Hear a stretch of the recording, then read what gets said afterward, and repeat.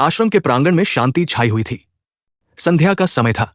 दीपक की लौ स्थिर थी और शिष्य गुरुजी के चारों ओर बैठे थे। एक जिज्ञासु शिष्य ने हाथ जोड़कर पूछा, गुरुदेव, क्या हमारे ब्रह्मा, विष्णु और महेश केवल धार्मिक प्रतीक है, या इनके पीछे कोई गहरा विज्ञान भी छुपा है?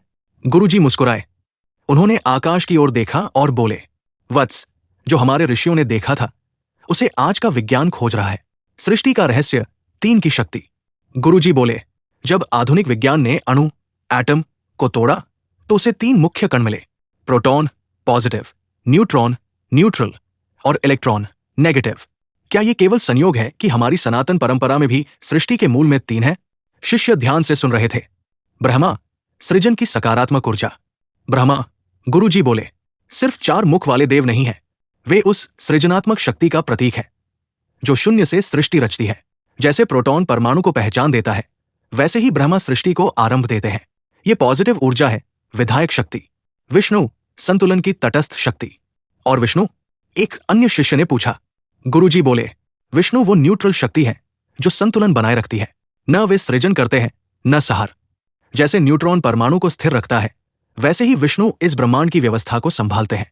यदि संतुलन न हो तो सृष्टि एक क्षण भी टिक न पाए। महेश, शिव, परिवर्तन की निषेधक शक्ति। गुरुजी की आवाज गहरी हो गई। और शिव, वे विनाश नहीं, परिवर्तन है। जैसे इलेक्ट्रॉन की गति से ऊर्जा बनती है, वैसे ही शिव पुरानी संरचनाओं को तोड़ते हैं ताकि नया जन्म ले सके। नेगेटिव का अर्थ बुरा नहीं। नेगेटिव वो शक्ति है जो अनावश्यक को हटाकर विकास का मार्ग बनाती है। और फिर शून्य। एक शिष्य ने पूछा, गुरुदेव, इन तीनों के बाद क्या है? गुरुजी ने आंखें बंद कर ली और बोले, जब विज्ञान और अध्यात्म दोनों गहराई में उतरते हैं तो अंत में शून्य मिलता है। वो शून्य खाली नहीं है, वो अनंत संभावनाओं से भरा है। उसी शून्य को हमारे शास्त्र परम सत्य, अनाम ब्रह्मा कहते हैं। ब्रह्मा, विष्णु और महेश उस अनाम सत्य की पहली अभिव्यक्तियां हैं। गुरुजी का अंतिम संदेश।